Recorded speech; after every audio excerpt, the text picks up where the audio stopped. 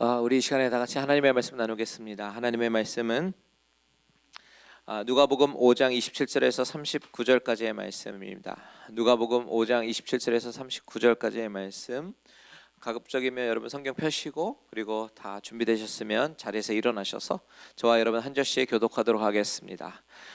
누가복음 5장 27절에서 39절까지의 말씀입니다. 저와 여러분 한 절씩 교독하도록 하겠습니다. 그 후에 예수께서 나가사 레위라 하는 세리가 세관에 앉아 있는 것을 보시고 나를 따르라 하시니 그가 모든 것을 버리고 이를 따르니라. 레위가 예수를 위하여 자기 집에서 큰 잔치를 하니 세리와 다른 사람이 많이 함께 앉아 있는지라. 바리새인과 그들의 서기관들이 그 제자들을 강간하여 이르되 너희가 어찌하여 세리와 주인과 함께 먹고 마시느냐. 예수께서 대답하여 이르시되 건강한 자에게는 의사가 쓸데없고 병든 자에게라야 쓸데있나니 내가 의인을 불러 온 것이 아니요 죄인을 불러 회개시키러 왔노라. 그들이 예수께 말하되 요한의 제자는 자주 금식하며 기도하고 바리새인의 제자들도 또한 그리하되 당신의 제자들은 먹고 마시나이다. 예수께서 그들에게 이르시되 혼인집 손님들이 신랑과 함께 있을 때 너희가 그 손님으로 금식하게 할 수 있느냐. 그러나 그날에 이르러 그들이 신랑을 빼앗기리니 그날에는 금식할 것이니라. 또 위로하여 이르시되 새 옷에서 한 조각을 찢어 낡은 옷에 붙이는 자가 없나니 만일 그렇게 하면 새 옷을 찢을 뿐이요 또 새 옷에서 찢은 조각이 낡은 것에 어울리지 아니하리라. 새 포도주를 낡은 가죽 부대에 넣는 자가 없나니 만일 그렇게 하면 새 포도주가 부대를 떠뜨려 포도주가 쏟아지고 부대도 못쓰게 되리라. 새 포도주는 새 부대에 넣어야 할 것이니라. 같이 있습니다. 묵은 포도주를 마시고 새 것을 원하는 자가 없나니 이는 묵은 것이 좋다 함이니라. 아멘. 다 같이 잘 앉으시겠습니다. 기도하겠습니다. 하나님 아버지, 이 시간에 성령께서 우리와 함께하여 주시옵소서. 하나님, 이 말씀이 살아있는 생명력이 있는 하나님의 말씀임을 우리가 인정하며 나아갈 때 이 말씀이 살아 숨쉬어 내 심령에 역사하는 그런 말씀 되게 하여 주시옵소서. 주여, 듣겠습니다. 말씀하여 주실 줄 믿고 감사드리며 예수 그리스도의 이름으로 기도합니다. 아멘. 우리는 지난 시간에 세관에 앉아있는 세리 레위에게 주님께서 주목해 보시고는 나를 따르라 라고 말씀하셨던 그 장면을 살펴보았죠. 그랬더니 레위는 그 음성을 듣자마자 바로 모든 것을 버려두고 예수님을 쫓았다라고 기록하고 있습니다. 예수님께서 레위를 부르실 때 그에게 집중해서 보신 것은 그의 상태가 아니라 그의 심령이었죠. 그가 얼마나 영적으로 목마른 영혼인지, 그가 얼마나 예수님이 필요한 사람인지를 주님은 보셨고 주목하셨고 그리고 아셨습니다. 그래서 주님은 레위를 부르신 거예요. 그런데 여러분, 그 부르심, 주님의 부르심은 오늘도 계속됩니다. 주님은 저와 여러분의 심령의 상태를 주목하셔요. 그리고 관찰하십니다. 그리고 부르십니다. 이 세상에서 마치 예수님이 없는 것처럼 살아가다가 죄를 지으며 나의 만족과 나의 쾌락과 나의 유익을 위해서 살아가다가 어느 날 갑자기 그 부르심이 들리는 겁니다. 내가 먼저 찾아가지 않았는데도 주님은 먼저 나에게 다가오시고 저와 여러분을 부르시는데, 여러분, 만약에 주님의 그 부르심이 들리신다면 그것이 은혜임을 아셔야 합니다. 바로 그때 오늘 본문의 레위처럼 즉시 나의 자아를 내려놓고 그 부르심에 반응하며 순종하며 예수님을 따라가는 우리 모두들 되시기를 주님의 이름으로 축원드립니다. 자, 누가가 이 이야기를 기록하면서요, 마태라는 이름을 사용하지 않고 레위라는 이름을 사용했어요. 물론 이름이 마태라고도 불리기도 하고 레위라고도 불리기도 하지만 그 중에서 어떤 이름을 부를지 선택하는 것은 사실 저자의 마음이죠. 그렇지만 누가가 굳이 마태라는 이름을 쓰지 않고 레위라고 이름을 쓴 이유가 있지는 않을까 생각해 보았습니다. 그래서 좀 찾아봤더니 아니나 다를까 많은 성경 학자들은 그 레위라는 이름이 그가 레위 지파에 속해 있음을 반영한다라고 설명을 하더라고요. 역대상 15장에 보면 레위의 자손들의 이름이 쭉 나오는데요. 그 중에 맏디디아라는 그런 이름이 나와요. 이 맏디디아는 레위인들 중에서 특별히 수금을 타는 자라는 기록이 나오거든요. 우리 한번 같이 보겠습니다. 역대상 15장 21절 함께 읽습니다. 시작. 맏디디아와 엘리블레후와 믹네야와 오베데돔과 여이엘과 아사시아는 수금을 타서 8째 음에 맞추어 인도하는 자요. 자, 이 레위 자손 맏디디아라는 이 이름이 맏디디아가 신약으로 넘어오면서 매튜, 마태라고 이름이 사용된다라고 이야기하더라고요. 그런데 누가는 마태라는 이름보다는 레위라는 이름을 사용하면서 이 사람이 레위 지파 출신이다라는 이 출신 성분을 독자들에게 알려주고 싶었던 것 같아요. 만약에 그렇다면 우리는 이 레위의 내면 세계가 어떤 갈등이 있었는가를 추측해 볼 수가 있습니다. 자신의 혈통은 레위 제사장의 혈통이에요. 자신의 직무는 성전에서 찬양하는 자여야 하는 것이죠. 그런데 지금 자신은 무슨 일을 하고 있는 겁니까? 사람들에게 협박하면서 돈을 뜯어내고 그렇게 해서라도 돈을 모으는 것이 인생의 최고의 가치라고 여기며 살아왔던 것이죠. 그런 일을 하면서도 늘 마음속에 한쪽 마음속에는 불편한 마음이 있지 않았겠습니까? 내가 과연 이러고 살아도 되나? 하는 마음 한쪽 구석에 늘 불편한 마음 말이죠. 내가 있어야 하는 곳은 예배당인데 찬양의 자리인데 내가 너무 멀리 오지는 않았나? 그런 갈등이 있었을 것 같아요. 그런데 그런 레위의 내면을 예수님께서 주목해 보신 것이죠. 그래서 나를 따라오너라 라고 명령을 하셨는데 레위는 마치 이 순간을 기다렸던 것처럼 모든 것을 다 내려놓고 예수님을 따르게 됩니다.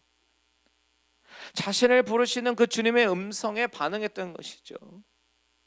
그랬더니 그에게는 구원의 기쁨과 환희가 있었고요. 그 기쁨을 사람들을 다 초대해서 잔치를 베푸는 것으로 표현을 하는 겁니다. 이처럼 많은 사람들은 다른 사람의 겉모습을 바라보지요. 하지만 예수님은요, 그들이 잘 보지 못하는 내면을 보시고 찾아오십니다. 그러면서 영적인 목마름을 해결해 주시는 분이시다라는 것을 성경이 증거하고 있는 겁니다. 여러분, 어쩌면 우리 안에도 레위와 같이 영적인 목마름을 가지고 살아가는 내 자아가 내 안에 있을지도 모르겠어요. 이게 아닌데 싶으면서도 그런 삶에 젖어서 살아가는 모습이 우리 안에는 있지는 않습니까? 그렇다면 우리는 반드시 기억해야 됩니다. 우리 예수님은 어떤 분이신가? 그런 나의 심령을 꿰뚫어 보시는 분이시다라는 거예요. 나의 영적인 상태를 너무나도 잘 알고 계시고 이 세상에서는 소위 잘 나갈지는 모르겠지만 물질의 풍요함이 있을지는 모르겠지만 원하는 것들 다 하나씩 성취하며 살아갈지는 모르겠지만 우리 예수님은 그런 우리의 겉모습이 아닌 우리 심령을 내면을 집중하시며 다가오셔서 우리를 부르시는 분이시다라는 것이죠. 내 사랑하는 아들아, 내 사랑하는 딸아, 나를 따라오너라 라고 말씀하시죠. 만약에 영적인 갈증과 갈등이 있는 분이 계시다면 주님의 이 부르심에 이 시간 반응하며 나아가는 모든 분들 되시기를 주님의 이름으로 축원드립니다. 레위는 주님의 부르심에 반응을 했고 구원의 감격으로 인해서 잔치를 벌이고 그 기쁨을 나누게 되는데요. 그런데 오늘 본문에 보니까 그 장면을 바라보면서 못마땅하게 여기는 사람들이 있었습니다. 누구입니까? 바로 그 자리에 있었던 바리새인들과 서기관들이에요. 30절을 같이 한번 읽겠습니다. 시작. 바리새인과 그들의 서기관들이 그 제자들을 비방하여 이르되 너희가 어찌하여 세리와 죄인과 함께 먹고 마시느냐? 자, 바리새인이라는 이 용어 자체가 구별된 자, 구분된 자라는 뜻을 가지고 있죠. 그들은요 철저한 경건주의자예요. 그래서 죄로부터 오염되지 않도록 자신들을 죄인들과 분리하면서 살았던 사람들이었습니다. 사실 시작은 좋은 의도에서 시작했습니다. 당시의 이스라엘의 상황과 정황, 정치적인 이슈를, 문화적인 상황을 바라보면 로마로부터 다스려지지요. 그리고 많은 변화에 노출되어 있죠. 그러니까 유대인들의 정체성을 보존하기 위해서는 이 세상에 휩쓸리지 않고 나름대로 구별되려고 애를 썼던 그런 사람들이었습니다. 그런데 점점 그들은 율법주의로 바뀌면서요 본질을 잃어버리고 형식만 남는 종교인으로 전락하게 됩니다. 그렇게 되면 어떻게 되냐면 남을 판단하기 시작하는 겁니다. 너는 죄인이야. 너는 우리와 함께 할 수 없어. 너는 이 자리에 있을 자격이 없어. 이런 자격 유무의 판단들을 자기가 기준이 되어서 판단하고 정죄하고 그런 사람들이 되어버립니다. 그러면서 자신은 경건하다라고 착각하죠. 그런데 이 모습이 우리에게도 순간순간 일어난다는 점을 우리는 기억해야 합니다. 바리새인들의 시각으로 바라볼 때 세리는요 도리에서 벗어난 사람들, 회개할래야 회개할 수도 없는 사람들 이렇게 생각을 했습니다. 그리고 이 엄청난 세금을 부과하기 위해서 이방인 로마 관리들과 접촉을 해서 또 이방인들과 가까이 지내는 것도 못마땅한데 부정직함으로 재산을 축적하고 나쁜 죄인이라고 생각했어요. 그런데 이런 바리새인들과 마찬가지로 우리도 때로는 나름대로의 판단과 잣대로 내 주위 사람들을 판단하고 비판하기도 합니다. 현대판 바리새인의 모습이 바로 내 안에 있는 것이죠. 그런데 오늘 본문에서는 이야기가 어떻게 전개가 되냐면 이 바리새인과 서기관들이 예수님과 그의 제자들을 가만히 보니까 그들과 함께하면서 식사를 하고 있단 말이에요. 그러니까 그들의 눈으로 볼 때는 다 한 통속들이구나, 악한 죄인의 무리들이구나 이렇게 볼 수밖에 없었던 상황이었던 것입니다. 그래서 그것은 잘못된 거라고, 어떻게 세리와 죄인과 함께 먹고 마시냐 이렇게 문제를 삼습니다. 그때 주님께서 뭐라고 말씀하시는지 아십니까? 31절과 32절을 같이 한번 읽겠습니다. 시작. 예수께서 대답하여 이르시되 건강한 자에게는 의사가 쓸데없고 병든 자에게라야 쓸데있나니 내가 의인을 부르러 온 것이 아니요 죄인을 불러 회개시키러 왔노라. 예수님이 이 땅에 오신 목적을 드러내시죠. 죄인 때문이다라는 겁니다. 바로 저와 여러분들 같은 죄인 때문이다. 여러분, 이것이 바로 누가가 전달하고 싶은 핵심 메시지예요. 예수님이 이 땅에 오신 목적은 다른 것이 아니라는 겁니다. 병을 고치러 오신 것 아닙니다. 저와 여러분의 삶의 문제를 해결해 주시려고 이 땅에 오신 것 아닙니다. 내 안에 있는 죄의 문제를 해결하시기 위해서 오신 분이시다라는 겁니다. 마태복음에 보면요, 주님이 오신 목적을 분명하게 말씀하시지요. 인자가 온 것은 이라고 말씀하시면서 예수님이 온 목적은 자기의 목숨을 많은 사람의 대속물로 주려 왔다라고 말씀하셔요. 대속물이라고 말씀하셔요. 죄 가운데 있는 영혼들, 아직 하나님을 알지 못하고 이 세속적인 가치관으로 살아가는 이 불쌍한 인생들 가운데 삶의 가치가 그게 전부가 아니라고, 죄의 문제를 해결하고 영적인 기쁨과 만족을 얻으며 살게 하시기 위해서 이 땅에 오신 분이시다라는 사실입니다. 여러분, 예수님이 누구시길래 우리가 이렇게 예수님을 믿죠? 예수님은 바로 죄 가운데 있는 바로 나의 영혼, 나를 구원하시고 이 세상에서는 경험할 수 없는 정말 놀라운 기쁨과 영적인 그 충만함을 주시기 위해서 이 땅에 오셨다라는 이 사실을 여러분 마음 중심으로 믿으시기를 주님의 이름으로 축원드립니다. 그런데 오늘 본문에 보니까요, 이 바리새인과 서기관들은 주님의 이 말씀을 이해하지 못하는 겁니다. 왜냐하면 주님이 죄인을 불러 회개시키러 왔다라고 말씀하셨을 때에 이들은 예수님이 말씀하시는 말씀의 의도와는 상관없이 그들의 관점으로 이 말을 이해하기 시작했기 때문입니다. 이게 무슨 말이냐면 주님이 회개라는 말씀을 하셨는데 이 회개라는 단어를 이해할 때 바리새인들은 자신들의 방식으로 이해를 합니다. 바리새인들에게 있어서 회개란 무엇이냐? 바로 금식이거든요. 당시 유대인들은 금식에 대해서 어떤 생각을 갖고 있었냐면 금식은 즐거워서 하는 것이 아닙니다. 레위기 16장에 보면 매년 7월에 대제사장이 피를 가지고 지성소에 들어가는 속죄일에 대한 이야기가 나오는데요. 이 속죄일을 대속죄일을 히브리어로 욤 키푸르라고 이야기를 합니다. 그런데 유대인들은 회개를 할 때에 금식을 해요. 이것이 율법으로 금식을 하라라고 규정이 있어서가 아니지만 보면 사무엘상에서 미스바 광장에 모여서 이스라엘 백성들이 회개할 때도 백성들은 금식하며 회개를 했고요.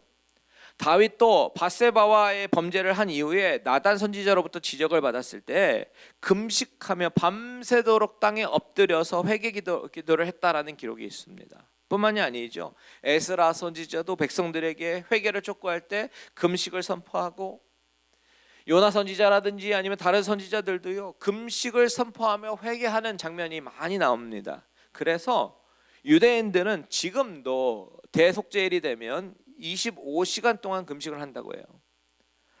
즉 유대인들에게 있어서 회개는 바로 금식이다라는 겁니다. 이 공식이 있었어요. 자, 스가랴 8장에 보면 당시 유대인들은 예루살렘 성의 멸망을 가슴 아파하면서 1년에 4번 금식했다라는 기록이 있는데 한번 볼까요? 스가랴 8장 18절 19절 같이 읽겠습니다. 시작. 만군의 여호와의 말씀이 내게 임하여 이르시되 만군의 여호와가 이같이 말하노라. 넷째 달의 금식과 다섯째 달의 금식과 일곱째 달의 금식과 열째 달의 금식이 변하여 유다 족속에게 기쁨과 즐거움과 희락의 절기들이 되리니 오직 너희는 진리와 화평을 사랑할지니라. 금식이라고 하는 것은 유대인들에게는 슬픔의 표현이고 또한 자기가 얼마나 경건한 사람인지를 드러내는 수단이었습니다. 그래서 바리새인들은 이런 습관을 어떻게 발전시켰냐? 일주일에 2번씩 월요일에 한 끼, 목요일에 한 끼 이렇게 금식하는 습관을 만듭니다. 왜 그렇겠어요? 나는 경건한 사람이니까요. 그래서 누가복음 18장 11절 12절에 유명한 바리새인 기도를 보면 바리새인이 자랑하는 걸 보면 이렇게 얘기하죠. 하나님, 나는 다른 사람들처럼 토색하지 않았고 불의하지 않았고 간음하지 않았습니다. 이 세리와도 같지 않음을 감사합니다 라고 이야기를 하면서 나는 일회에 2번씩 금식하고 내 소득의 11조를 드립니다. 이거는 기도가 아니라 자랑입니다. 유대인들에게 있어서 금식은 사실은 슬픔의 표현이고 또한 동시에 자신의 경건성을 드러내는 수단이라고 말씀드렸는데요. 그런데 예수님이 뭐라고 말하냐면 오늘 본문에서 나는 죄인을 불러 회개시키러 왔다라고 말씀하셨어요.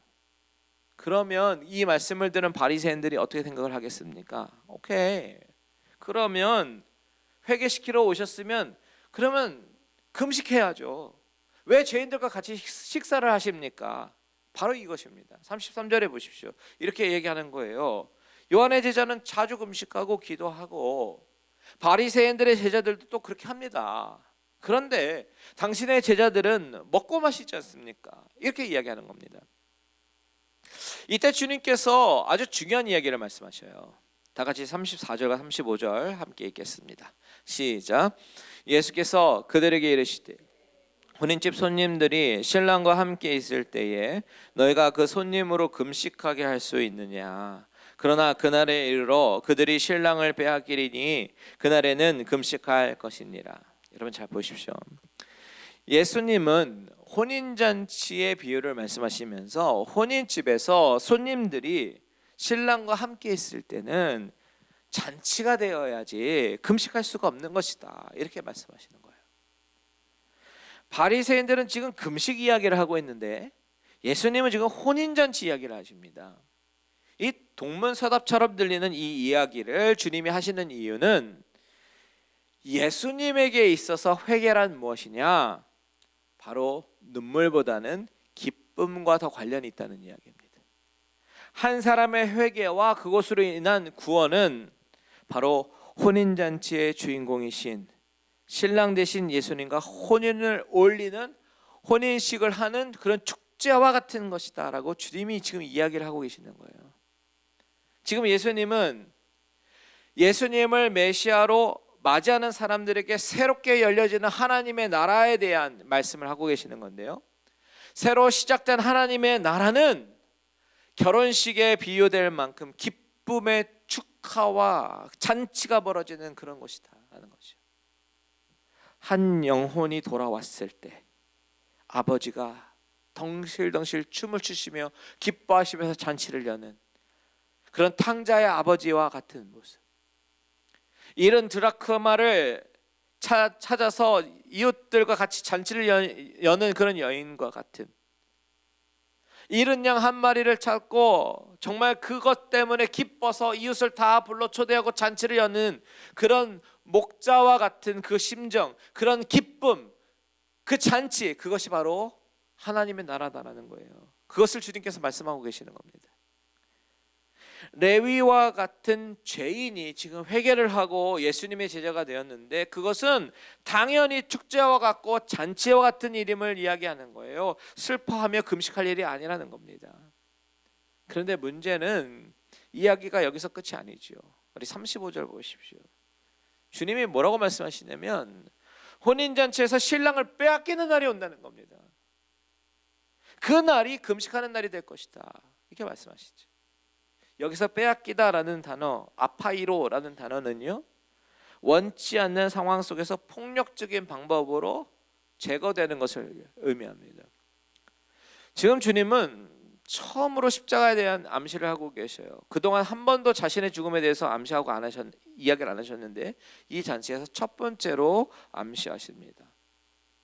이사야 53장에서 예언한 것처럼 도소장으로 끌려가는 어린 양처럼 조용히 죽임을 맞이하게 되시는데, 그때가 바로 슬퍼할 타이밍이라는 거죠. 지금은 아니라는 겁니다. 지금은 죄인이 회개하고 돌아온 것, 이것은 잔치하고 축제가 되어야 마땅한 시간이라는 겁니다. 다만 진짜 슬퍼할 그때가 다가오는데, 그것은 신랑 되신 예수님을 빼앗기게 될 때, 그때 슬퍼하라 라고 주님이 말씀하시는 겁니다. 여러분, 이 말씀이 상징하는 바를 우리가 생각해 볼 때에 이 주님의 말씀은 굉장히 심오한 말씀입니다. 현대를 살아가는 우리들에게 정말 슬퍼해야 되는 것이 무엇인 줄 여러분 아십니까? 바로 예수님을 빼앗기는 거예요. 이 세상이 예수님을 빼앗기는 것입니다.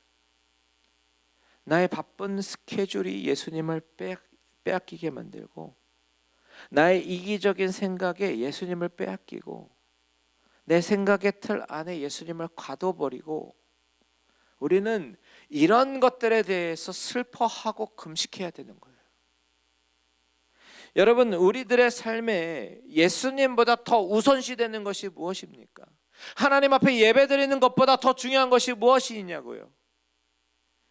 예수님을 바라보며 살아야 하는 그 시간에 우리는 무엇을 쳐다보며 살아가고 있습니까? 지난 수요일 날 잠깐 나누었는데요, 이스라엘 백성들이 출애굽을 하고 나서 홍해가 앞에 있고 뒤에는 군사들이 쳐들어오는 그런 진퇴양난의 상황을 맞이하게 됩니다. 딜레마의 상황 속에 직면해요. 그때 하나님은 모세에게 뭐라고 말씀하시냐면, 너희는 가만히 있어. 뭘 보라고요? 하나님이 행하시는 구원을 보라라고 말씀하십니다. 하나님이 너희를 위해서 싸우실 건데 그것을 가만히 보라. 하나님이요, 당신의 백성들에게 요구하시는 것은 이 상황을 보라는 말씀이 아니에요. 하나님을 보라고 말씀하십니다. 홍해를 바라보고 뒤에서 쫓아오는 군대를 보고 이런 상황 속에서 바라보면서 두려워할 것을 말씀하시는 것이 아니라, 두렵니? 그렇다면 하나님을 바라봐라, 이렇게 말씀하시는 겁니다. 그것이 하나님의 자녀들이 이 광야와 같은 세상 속에서 살아가야 할 방식이다라는 거예요. 그런데 가나안에 들어가니까요, 어느 정도 삶이 안정이 되니까요, 사사기 시대로 들어가면서 어떻게 되냐면 자기의 소견에 옳은 대로 살아가기 시작합니다. 소견이라고 이야기하는 것은 자신의 눈에 보이게 좋은 대로 살아간다라는 이야기죠. 삼손, 사사 중에 한 명인 삼손의 진정한 힘은 하나님이 그와 함께 하실 때 나오는 건데, 어떻게 착각해요? 자신의 힘은 자신의 머리카락으로부터 온다라고 생각하는 거예요. 그래서 삼손이 하나님을 잃어버려요. 그러니까 힘을 잃어버리는 겁니다. 마찬가지로 우리의 모든 힘은 하나님을 바라보고 하나님과 함께 할 때 그리스도인의 능력이 나오는 건데요, 자꾸 하나님을 바라봐야 하는 나의 시선이 내 물질, 내 힘을 의지하고 바라보기 시작하고, 내가 처한 이 광야 같은 이 이민 생활을 바라보면서 두려워하는 우리들의 모습이 발견이 되는 겁니다. 바로 이것이 예수님을 이 세상에 빼앗겨 버리고 삼손처럼 힘을 잃어가는 현대 크리스천들의 모습인 것이지요. 빼앗기지 말아야 될 것을 빼앗길 때에 우리는 그것에 대해서 슬퍼해야 되는 것이고, 그것에 대해서 금식을 해야 되는 것인 줄 믿으시기 바랍니다. 히브리서 저자가 환난과 핍박을 당하고 있는 히브리 교인들에게 뭐라고 이야기합니까? 믿음의 주요 또 온전케 하신 이인 예수를 어떻게 하라고요? 바라보라 라고 얘기합니다. 예수를 바라보지 않으면, 예수를 붙잡지 않으면 우리는 예수를 잃어버리고 진짜 절망 가운데 슬퍼하며 살아야 되는 그런 인생이 되는 것이죠. 여러분, 저와 여러분은 이 세상에 예수님 빼앗기지 않게 되기를 주님의 이름으로 축원드립니다. 그리고 나서 주님은 두 가지 비유를 더 말씀하시죠. 바로 헌옷과 새 옷의 비유, 그리고 낡은 가죽 부대, 새 포도 부대 이야기입니다. 36절과 37절을 같이 한번 읽겠습니다. 시작. 또 비유하여 이르시되 새 옷에서 한 조각을 찢어 낡은 옷에 붙이는 자가 없나니, 만일 그렇게 하면 새 옷을 찢을 뿐이요 또 새 옷에서 찢은 조각이 낡은 것에 어울리지 아니하리라. 새 포도주를 낡은 가죽 부대에 넣는 자가 없나니, 만일 그렇게 하면 새 포도주가 부대를 터뜨려 포도주가 쏟아지고 부대도 못 쓰게 되리라. 자, 어떤 사람에게 옷이 두 벌이 있습니다. 하나는 낡은 옷이고 하나는 새 옷이에요. 헌옷은 그동안 오랫동안 입어서 몸에도 잘 맞고 아주 편합니다. 그런데 그것에 구멍이 나고 헐고 또 얼룩이 졌습니다. 그래서 이제 새 옷을 샀습니다. 근데 이 헌옷이 너무 편하다고 해서 새 옷을 찢어다가 헌옷에 구멍을 대는 사람이 있겠습니까? 그런 사람은 없다는 거죠. 그것처럼 어리석은 행동이 어디 있겠어요. 그렇게 되면 새 옷은 새 옷대로 버리고 헌옷은 그 기우는 것이 전혀 어울리지가 않게 되겠죠. 가장 좋은 방법은 그냥 새 옷 입으면 되는 겁니다. 옛 옷 그냥 버리면 되는 거예요. 이것이 바로 어떤 비유냐면, 옛 율법이 낡은 옷이라면 예수님께서 선포하시는 하나님 나라의 복음은 새 옷이다라는 그 이야기를 비유로 말씀하시는 겁니다. 낡은 가죽 부대 비유도 마찬가지예요. 낡은 가죽 부대는 신축성이 없고 딱딱해진다고 합니다. 그런데 새 포도주는 계속 발효가 되니까 팽창을 하지요. 그래서 신축성이 있는 새 포도 부대에 담아야 되는 건데, 신축성이 다 떨어진 낡은 가죽 부대에 담으면 나중에 터지게 되는 겁니다. 주님이 이 비유를 왜 말씀하시냐면, 회개에 대한 새로운 정의를 주시는 겁니다. 그동안 회개란 슬퍼하면서 금식하는 그 행위 자체였어요. 나의 의로움을 드러내는 수단이었습니다. 그런데 그것은 낡은 옷, 낡은 가죽 부대와 같은 옛 모습이라는 거예요. 그런데 이제는 새로운 시대가 도래했고 새롭게 열리는 하나님의 나라, 그 나라가 어떤 것인가? 진정한 회개를 통해서 우리에게 구원의 기쁨을 주시고 하늘에선 축제가 벌어진다는 것이죠. 구원의 기쁨과 감격을 선사합니다. 예수님을 세상에 빼앗기지 않고 내 마음에 모시며 내 과거의 옷을 벗고 새로운 옷을 입는 겁니다. 바울도 이렇게 이야기하지 않습니까? 에베소서 4장 22절에서 24절 시작. 너희는 유혹의 욕심을 따라 썩어져가는 구습을 따르는 옛사람을 벗어버리고 오직 너희의 심령이 새롭게 되어 하나님을 따라 의와 진리의 거룩함으로 지심을 받은 새 사람을 입으라. 아멘. 로마서도 같이 읽어볼까요? 12장 2절 시작. 너희는 이 세대를 본받지 말고 오직 마음을 새롭게 함으로 변화를 받아 하나님의 선하시고 기뻐하시고 온전하신 뜻이 무엇인지 분별하도록 하라. 아멘. 아멘. 오늘 설교의 말씀은 우리가 해야 할 금식이라고 제목을 정해봤습니다. 우리가 정말 청심을 하고 기도를 해야 되는 것은 이 세대에 내 믿음 빼앗기지 않고 내 자녀들이 세상에 빼앗기지 않도록 믿음을 지킬 수 있도록 하나님 만나고 축제와 같은 잔치가 오늘도 벌어질 수 있도록 기도하며 나가야 되는 것임을 믿으시기 바랍니다. 만약에 예수님을 내 마음속에 모시지 못한 분이 이 자리에 계시다면 오늘 이 시간 예수님을 초청해 보십시오. 예수님 내 마음속에 찾아와 주십시오. 예수님을 내 마음속에 모시고 천국 잔치가 여러분들의 10년 가운데 일어나시기를 주님의 이름으로 축원드립니다. 아멘. 우리 찬양하고 기도하겠습니다.